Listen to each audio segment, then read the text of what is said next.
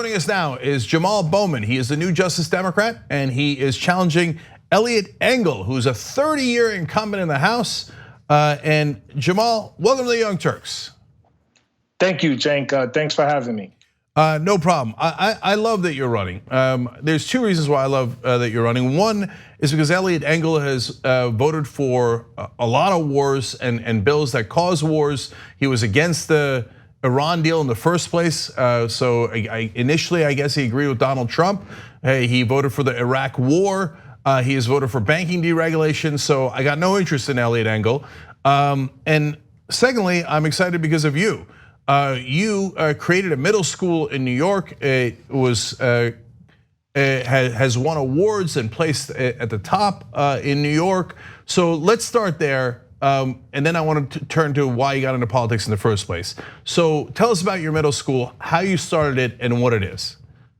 So once again, thanks for having me. So I started my middle school with a group of parents and teachers in 2009. We actually wrote a proposal for an idea that we had of an innovative middle school that was culturally responsive and focused on teaching the whole child. So we wrote the proposal in 2008. We submitted it to the New York State Department of Education, and we opened it in 2009. Prior to that, I was an educator for 8 years. I taught elementary school, and I was a dean of students at the high school for arts and technology.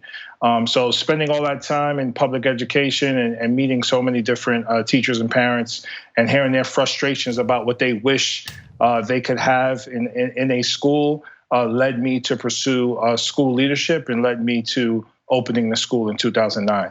So in 2015, it ranked first in New York City for improved test score average. And so that's amazing. But the twist here is that you cut suspensions down by 2/3. And so that is non-traditional. A lot of people say, no, you gotta be tough on the kids and you gotta punish them and show them who's boss. You went in the other direction and got great results. So tell us what you did there and why you did it. Just like in a family, the most important ingredient is love, right? So we start with love in our school. We love our kids, we love our teachers, we love our families, and we love our community. And it's that love that drives everything that we do. So when you approach education from a love perspective, you're going to go a restorative justice approach as opposed to a punitive approach. Now, restorative justice is all about kids are kids. Kids are going to make mistakes. Kids do stupid things. That's what kids do. That's what we all did. But it's not about marginalizing the kid or dismissing the kid after they do something wrong. It's about educating them. Discipline is about education. So it's about teaching them about what they did wrong. It's about helping them to take responsibility. But then it's about re-inviting them back into the community so they don't feel ostracized. So we didn't just decrease suspensions. We also created a culture of community within the school so that kids and teachers took ownership of the school at a deeper level. So it wasn't just about academics, it was about community building. So Jamal, you're doing a great job with schooling. I saw your initial launch video. I mean, look, I love every part of it. It's strong, it's smart. Thank you. But that's not surprising. But why get into politics? So I've been an educator for 20 years, and everything we do at the school level comes from federal policy, right? So federal policy impacts state policy, impacts district policy. And then as an educator on the ground, your hands are tied. You can't really meet the needs of the kids in front of you because you're too busy worried about compliance, right? And our kids have diverse needs, they have diverse gifts, and we have to nurture those gifts. So I became frustrated with that, particularly with the weaponization of standardized tests in our schools. So after No Child Left Behind, which my opponent voted for in 2001, schools were now mandated to give annual standardized tests in grades 3 through 8.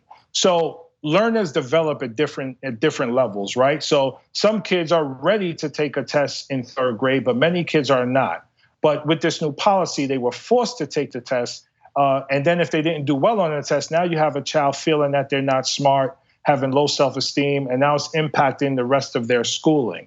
So for me, the reason why I'm running is because in order to change what happens in schools, you got to change federal policy. And if I'm able to do that, if I'm able to get in that position, change federal policy and start having bigger conversations, not just about education, but about poverty, about community schools, about the bridge between healthcare and education. See, we isolate schools too much, and schools can't do it alone. It's about the intersectionality of these different issues. We need educators to be in Congress to talk in that way. Unfortunately, lawyers and corporate actors cannot talk in that way because they don't have the experience. Yeah. JustDemocrats.com/Jamal. Look, if you care about these issues, you got to give to Jamal no corporate PAC money because he's a Just Democrat. Elliot Engel, on the other hand, your opponent, 1% of his donations have come from small donors. 99% have come from large donors and corporations. Gee, I wonder who he represents. And we raised more than him in terms of small dollar donations within a few hours of our launch today than he did all last year. So we've already beaten the number of small dollar donations he's gotten in all of last year, and this is just our first day. So Jamal, what concerns you most about Elliot Engel after his 30 years in Congress? And look, he's chair of the House Foreign Affairs Committee, so that is a very important position. Yeah, I think part of it is, throughout his career, he's been a lot more focused on foreign affairs than focused on what's happening in the district, right? So we have high poverty rates within the district. We have high asthma rates. We have high obesity rates. We have high incarceration rates. The rent burden is killing people economically. So we have a lot of challenges here in the district, and it's a segregated, disengaged district. Only about 9% of the vote comes out. You have the wealthy living on one side, the poor living on another, and there are no district initiatives and district mission to really bring people together and really build the economy of the entire district. In addition to that, my opponent voted for the 1994 crime bill, which decimated Black and brown communities and Black and brown families. As I mentioned before, he voted for No Child Left Behind, which killed teachers' unions and led to privatization in public schools. As you mentioned, he voted for the war in Iraq, which led to trillions of dollars being spent, thousands of American lives lost, and we have children here struggling to find healthy food options in their communities. It's just a constant focus on war, the constant focus on, he voted to deregulate Wall Street, right? So that put wealth in the hands of a very few, while the majority of us continue to struggle. So those are a few of the issues, but honestly, it's less about him and what he's done and more about the movement we're trying to build within the district. If we could get people excited about what we're doing and about new ideas and a new vision, like Medicare for all, that's a human right. It should not be debated.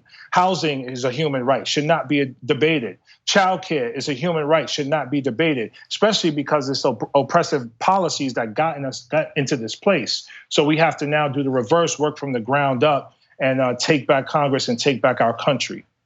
So strong, man. I love it. JustDemocrats.com/Jamal. Look, one last thing. On the issue of both donations and foreign policy, Elliot Engel takes a tremendous amount of money from defense contractors. Do you think that might create a conflict of interest for him as he sits on the House Foreign Affairs Committee and continues to vote for wars? Absolutely. So initially, he was not against the insurgents that's happening in Yemen. And we just recently had an arms deal to Saudi Arabia. Now he's against it, but initially he was not. And again, what's happening in Venezuela, what's happening in different parts of the world, is a constant investment in bombs and tanks and war. And it's less of an investment in our children, our schools, and healthcare, and improving the quality of life. America is the most powerful country in the world. We need to use that power to build humanitarian efforts throughout the world, not to intimidate, not to disrupt. We need to bring people together in love and humanity as opposed to bombs and wars.